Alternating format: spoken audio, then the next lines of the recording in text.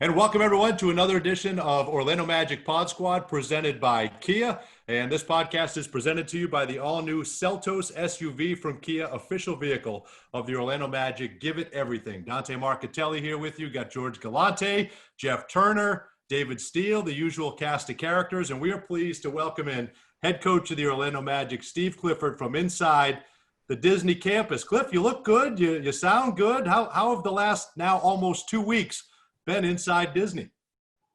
I've been pleased. I think it's definitely a different environment, obviously, for everybody, and there are a lot of challenges that are unique, for the players.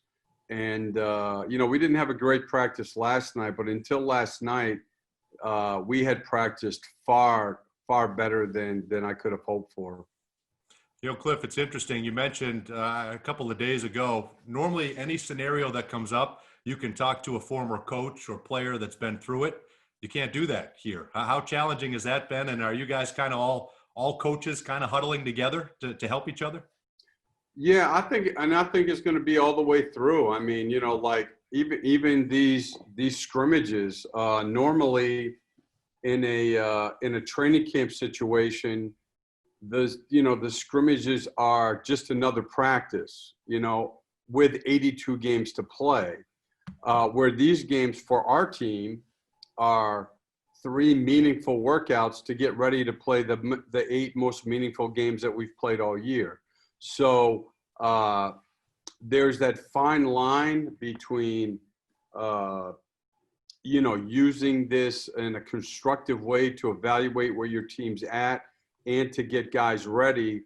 And then with the added injury factor that every team has, and the fact that, we're like every other team. We have 2 or 3 guys who hopefully will be able to play. They're not going to be ready to play by Wednesday. We have other guys who can play more.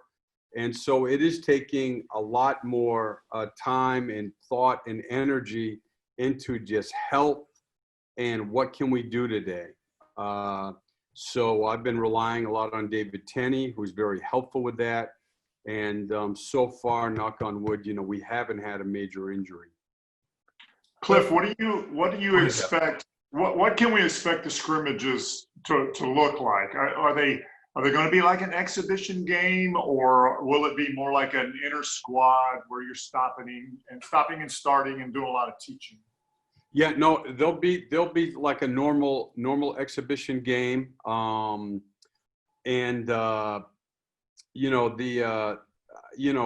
what we've done. I spoke with Doc at length 2 days ago, and that's what everybody's doing. Coaches are actually calling each other and saying, do you want us to do this? What would you like us to do to help them prepare also?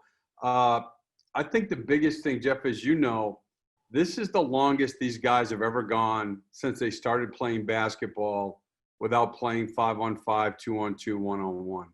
And the level of play, the level of intensity has been fine. The level of play for such accomplished players is very poor. And it's going to be. You go back to those first 3 or 4 games of a regular season, and, then you watch game 20 and what a different level of play it is. And that's after, again, as guys have worked out for the majority of the summer.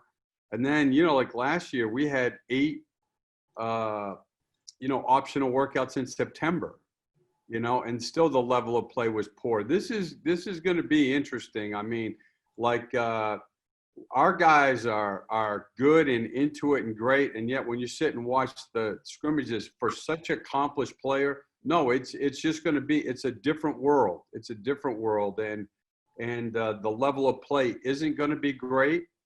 And so it's going to be, it's interesting just to try to figure it out, to be honest. Hey, Cliff, I've heard you say that you've got no blueprint trying to figure out how to get this team ready. What about the medical people? I mean, those people are so key to this thing working. Do they have any idea? I mean, is everybody flying by the seat of their pants as far as trying to figure out how to get players ready and how to keep players healthy? Yeah, I think for sure. And that's what I was saying. I meet with David Tenney and I meet every morning anyway, but we're actually having longer meetings and going over guy by guy. You know, this guy's going to be ready to do this. Like for instance, the scrimmages. We have a couple of guys that if we were playing 82 games, I would use the scrimmages to help them get ready. You know, we're not, to me, that's not where we're at now. Those first two games that we play coming back here, those are going to be the two biggest games we've played all year. And those teams are in the same situation that we're in. So guys that are not ready, and it's not, we don't have anybody that's not ready because of attitude or approach or they didn't work. It's just the way things have worked out. We're going to have to find other ways, one-on-one, two-on-two, just conditioning work for them to get ready because we need those minutes for the guys who are healthy and are able to play. So there are things like that he and I speak about. And I think that it works together. I lean on him because he has knowledge of conditioning and health, and he can watch a guy and say, look at how he's running or this or that I don't see at all. And yet, from being in this league 20 years, I understand things about NBA players that the medical people don't understand, frankly, because, sometimes you just got to push through. And so I think it works together. I'm very comfortable with him. He's been incredibly helpful for me since I've been here, and we have a good working relationship. And like I said, so far, I think we've made good progress with the conditioning and a lot because of his advice. We've stayed away from these soft tissue injuries that everybody's so concerned about. And I feel like if the team that figures this out, might have a huge advantage in this unique situation. I mean, if you and Dave Tenney and everybody's on the same page, and because there are going to be teams, inevitably 21 other teams, that are not going to figure it out as well as some other teams. So do you feel like that is going to be a big part of who can be successful here? Yeah, this is what I told the guys after, talking to our staff a lot. And this is what I've been reemphasizing. We got to try to help them get their individual games in rhythm. We have to be the most organized team and try to stay injury free. And those are the three things, because at the end of the day, listen, the other part of this is still basketball is basketball. And that's where the game management part's going to come in. We're not going to get to 9 guys. I mean, in my experiences, especially a team like ours, where, I'm just using him because we're playing them tomorrow. We don't have a Kawhi or a Paul George for the last 4.5 minutes of a game that we can say, go ahead, go win the game for us. Okay. We have to play well, which is fine. A lot of teams are like that. And at the same time, we played better on offense, for instance, the last 18 games before we came back, because we have a lot of offense in. And our guys know that. We can't be simple. We don't have that kind of firepower. We have to be able to run post-ups, catch and shoots, have a variety of offense, which some other teams don't need to do. So all of that goes into it. And then the other part is it's the playing groups, which again, for a team like ours, when you don't have a guy to just throw the ball to, become critical, is this isn't a thing where you can play 9. I mean, I could see situations where you play 11, 12 guys in a game. Not only are some guys not going to be in great shape, 8 games in 15 nights is a bear, as you guys all know. And although we won't be traveling, look, one of the reasons we played well at the end, if you want to look at it, Vooch and Aaron Gordon played huge minutes. As Jeff will tell you, that's the way the world works in the NBA. When your best players play more minutes, which is what you get to in the playoffs, your team plays better. And, when those two guys are out on the floor, we're a much different offensive team than when they're not. So they combined, for instance, I think you can look it up, for almost 12 assists a game between the two of them. You don't get that at the 4 and the 5. And that was a big reason why our offense was better. They're not going to be in situations where we can go out and do that 8 games in 15 nights. Do you think it can get there? Do you think it can get there, Cliff? Can you get to, maybe it doesn't start right away, but come game 6, 7, or 8, can you start to see an increase in minutes, or do you not even know that yet, really? Yeah, I think it's player to player. I mean, like for instance, those two guys, if you look at their careers, they've always played big minutes. Vooch has always been able to handle big minutes, and Aaron plays. He's played big minutes again, particularly for us since I've been here. When we play against guys, the exceptional offensive players, LeBron, Kawhi, those guys, he almost always guards those guys. And he does a great job with it. I think by the numbers, if you look at it, he's one of the top 2 or 3 defenders against some of the primary scorers in the league. So in those games, we sub totally differently, and we just mirror him with them. And so he can handle the minutes.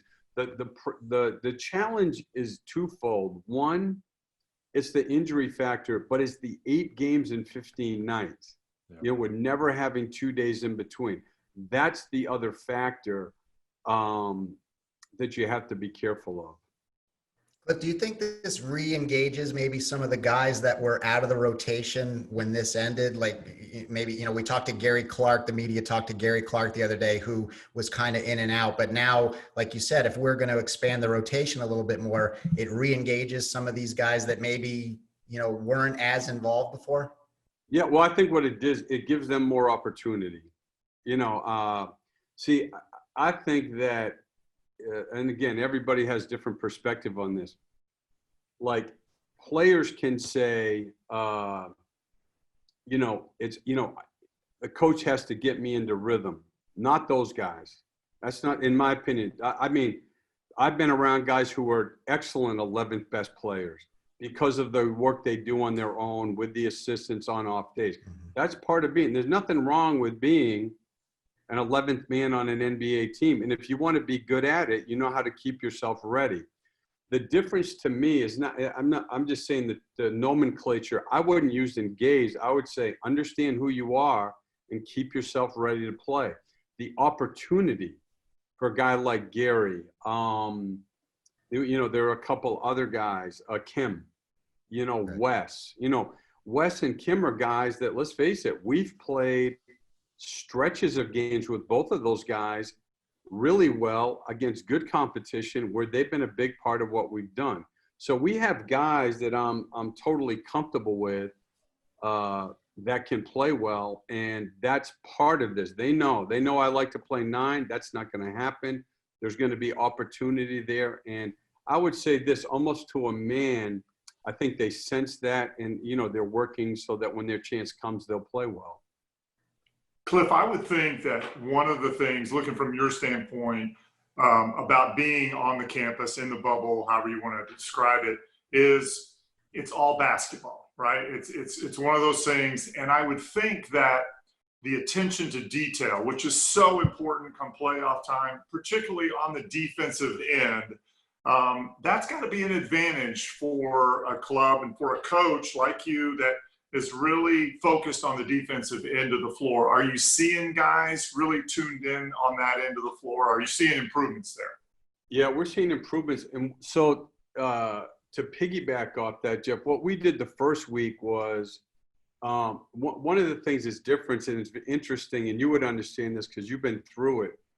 Because there's 22 teams and 7 practice sites, practice times change every day. So last night, we went from 6 to 9. That was our slot. The day before it was 5 to 8. The day before that was 2 to 5. The day before that was 9 a.m. and 8:30 a.m. So the one thing that's harder or different, for players is there's no routine. We always practice the same time, obviously at home. After a game, we practice a little bit later. They come in at their time. They get their shots. All of that stuff is thrown out the window, So what we did the first week was we had all the first 5 days, we had one afternoon practice time, but all either early or late morning. So we came back in and did defense in the ballroom every day, film, walk through coverages, because actually, as you and I, one of our morning walks talked about, which I've done, we haven't done, believe it or not, I'm not using practice time to do a lot of defense. We did yesterday for the first time, but we've done a lot of individual defense in practice. But, you know, I talked to you, I talked to you, I talked to Steve Nash. I talked to, well, a bunch of guys that played. And I think the biggest thing to do is to play. So we are playing, you know, and they have to get their rhythm. That's where, to me, the hard thing is we're more organized, I think, than most teams. We're not very organized yet because the priority has been get them in rhythm, get them feeling good. We've had stretches now we actually play well on offense and the ball never goes in the basket or the turnovers are very high. They haven't played for so long and they're trying to find their way. So, you know, we started off a ton of 3-on-3. Now it's a ton of 5-on-5. And now we're starting to get into the details of the defense. Because just like as players have lost their shooting, their ball handling, their passing, they've also lost the mental side of what you talked about, details. You know, as you know, one step makes all the difference in this league. And right now, too much, we're a step behind instead of being a step ahead. And that's where I think that these scrimmages can really help us. Cliff, does it help that you're playing three of the best offensive teams in the scrimmages to test your defense in these three games, the Lakers, the Clippers, Denver? Absolutely. And like, you know, I actually watched a ton of Clipper film this morning. Hold on, ma'am. Yeah. Room service? No, Is that breakfast coming? No room service. Yeah. I walk over and get my breakfast. Yeah. There you go. I said, you know, look, the guys that practice the best, I drop theirs off at the door, knock, and come down and eat by myself. You know, that's how the NBA works. No, so I watched a ton of the Clippers film this morning, and they'll be great for us to play against. You know, Doc's very creative. They do a lot out of different sets that we're going to need to play against. And I think it's, they got obviously primary scorers that you can try to scheme for, you know, Kawhi, Paul George, and then Lou Williams when he comes in the game. So, I mean, you can watch that and say, this can be good for us. I know you said you talked to Doc. Have you talked to all the coaches that you're going to play in the scrimmages? Like, have you talked to Frank and have you talked to Mike? I know, but I will. You know, I'll call those guys too. I mean, I just talked to Doc. I should have checked with you first, George, obviously, but I called Doc since we played them first. It would make I get that. I didn't know if you talked to everybody. I'm going to do that. Yeah. I'm smart ass. All right, I got you. Can you get that? Can you get that similar collaboration during the seeding games? Can you get some? No. Can you get some help? No, I don't. Well, Jock, we need to win by 20. Yeah, On the 31st. See if we can get that done. Well, one of the interesting things that I do think is that the seeding games. So, for instance, if you're the Clippers, for instance, those first 2 or 3 seeding games, to me, it's an extended training camp. Right. You know, so I think it's also we're all in different situations. You know, so for us, I still think you have to temper your urgency, because, you know, like Brooklyn obviously we play them twice and we're half a game behind them. And there's a big difference between 7th and 8th because there's no chance of a play-in. You know, if we get ahead of them, we're in the playoffs, you know. Yep. And that's the first step towards having a successful season. Where if you're the Clippers, to me, you know, with no home court advantage, how do you care? What do you care if you're 2nd or 3rd? You know, you can't control who's 6th or 7th. So I'm sure for them, though, you know, depending on who they play, those first 2 or 3 or 4, and I'm sure as they play those last 3 or 4 games, just like in a training camp, they're going to want to get to it. And obviously you'd like to win a little bit because it feels better. But, you know, for really the majority of the teams, the top 6 in the East and the top 7 in the West, those games are there's no urgency. Does that help? Does that help them more later on. Coach is taking a seat in the background. You see that? You see David? See, Coach, Behind David. Yeah, there he is. He wanted to join the podcast. That's Coach Cliff. That's his dog. That's David's dog, Coach. He's my guy. Is Well, if it he's got better? a question, let him jump in. It's probably better than mine for sure. He'll probably speak, but it won't be anything that you want to answer. Was that so? Is it better to? So is it more of an advantage to them to have these 3 or 4 games to kind of ease into when the playoffs start, or is it better to be something in a situation, Cliff, like we are, where we need to ramp up quicker? It's going to be a better for them, right? Later on. I think so. Just because, again, the health factor, I mean, they just have longer. Yeah. You know what I mean? You get more reps. I mean, they're going to have days where, they can go in and just have skill days, which is important. Like today, we have a day off, and our practice time today was from 5 to 8. So it's an optional shooting day, as you guys know, just like we do on the road. And I would be, we've got 16 guys here, and I would be shocked if almost all of them didn't go over and shoot. So, yeah, you're going to see, I think you'll be, I don't want to say this in a negative way, but the level of play, these guys, as good as they are, think about it. Again, I mean, Jeff would be able to say, these guys are used to having a ball in their hands almost every day and playing so much. And they just went, 11 or 12 weeks where the most they were able to do was 1-on-0 in the arena. So some of them are in decent physical condition, but not even close to what they would be at in a normal training camp. Not close. Steve, have you and the guys, have y'all been able to set foot in the actual game sites and see how that's different from maybe where your practice is? Because it looks like you're in a ballroom for most of your practices, which is quite different than being in an arena. You know what? It's interesting you say that. We have they start that today, and we're going over with I'm going over with Jeff Weltman and Becky Bonner at 2:45. We have the 3 to 4, and they've set up different groupings so that you can go in there and see everything from locker rooms to. You guys might have seen the benches are different. The way we're going to sit, there's going to be distancing. They're going to be playing crowd noise and things like that. And then the cameras are everywhere. So we're going to do that today. I will say this, what the NBA did with the practice sites, incredible. 7 sites. They brought, our floors are here. Last night we practiced in a practice facility that had the Miami floor and the Indiana floor.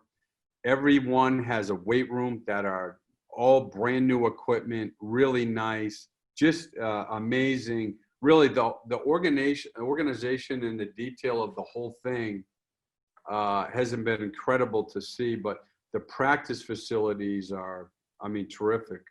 What the NBA has done with these arenas, from what we've been told, we've all been on Zoom meetings with the NBA, the broadcast group. It's mind blowing when we're hearing what they're planning. It sounds like these arenas are sort of like broadcast studios. They've set it up because there's no fans to really be just a brilliant television event. So it's going to be a combination of incredible technology and the greatest athletes in the world, and I think it's going to be must-see television. And do you guys talk about that?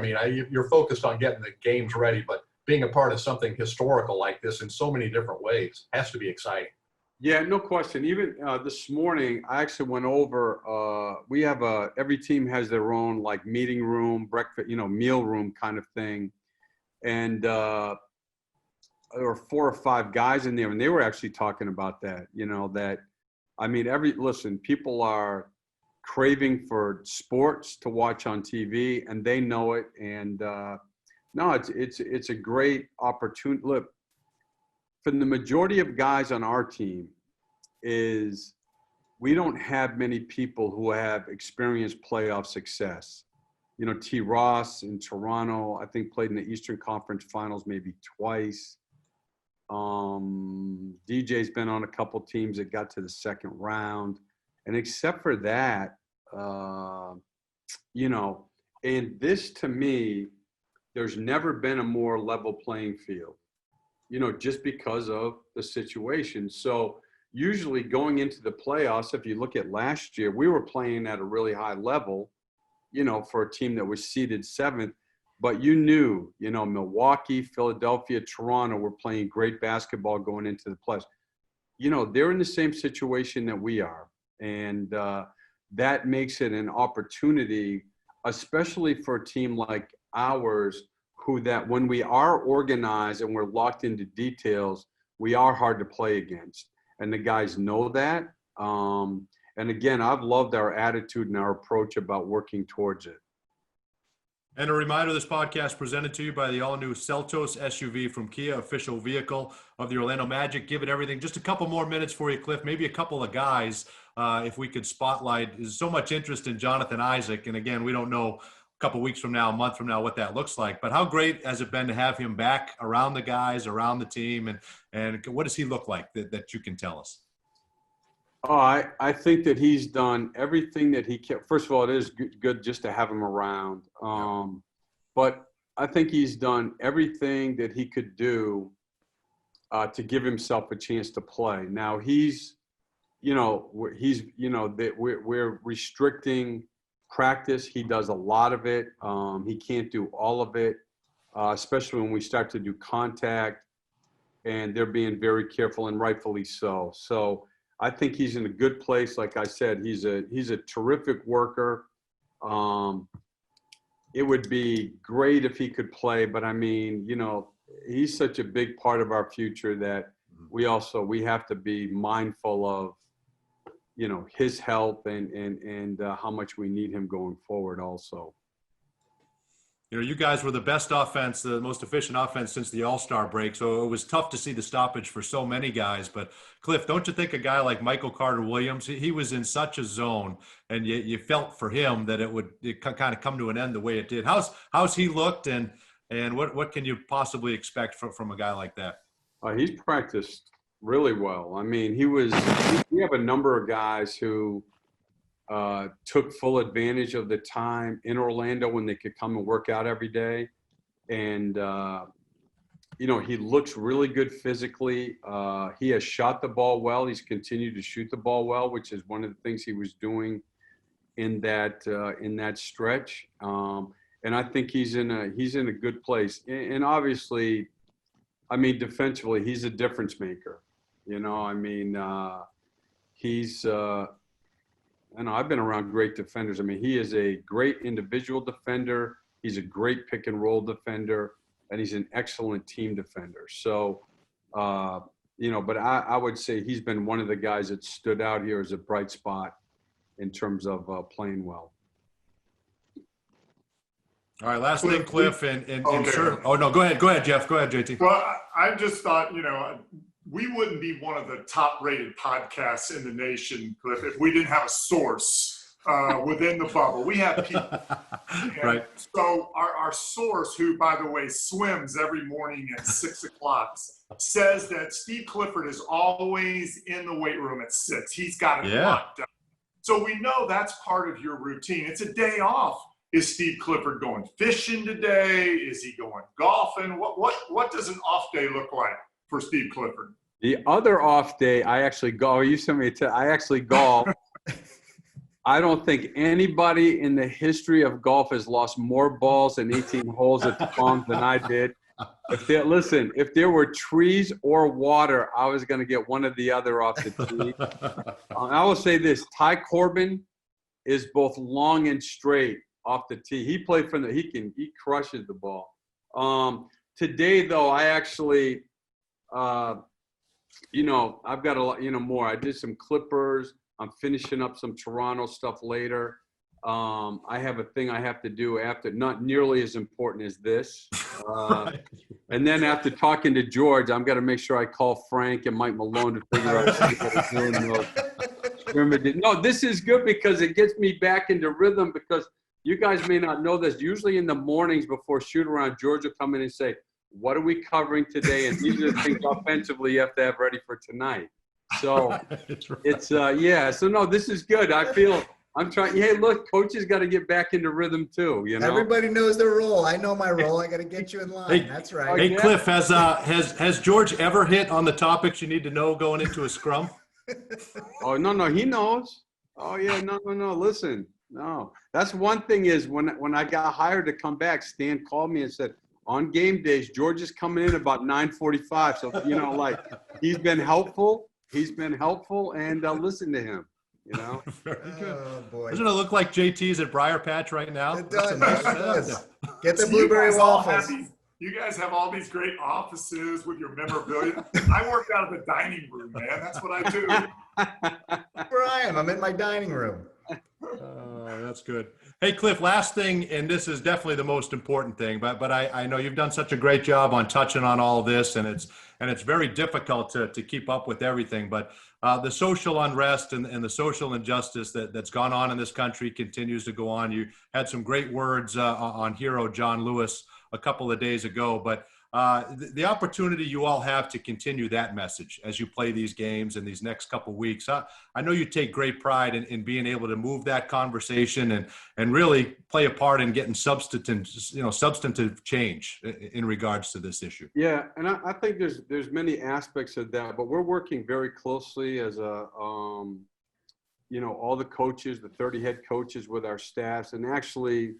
You speak of John Lewis, like tomorrow, our practice time is not till 7, and we're watching a documentary on him as a team at 2. Right. And I know you guys know this, but he's one of the most inspirational men of integrity, courageous. I mean, people of our time, one of the great leaders. And I do think that there is a part of this that starts with just education.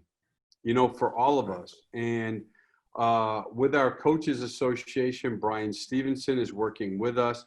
And that's his big emphasis is it starts with education for everybody because we have to understand our past before we can clarify what changing it is. And that's something that as a country we've never done. And that's what we're trying to do. I think that, one of the things that our players understand is, with our work with Desmond Meade and the Florida Rights Restoration Organization Coalition, wearing those T-shirts when we came down here with Desmond's slogan, get off the bench, get into the game and vote. And what a big impact that had locally here, but also nationally. I mean, that was shown in China.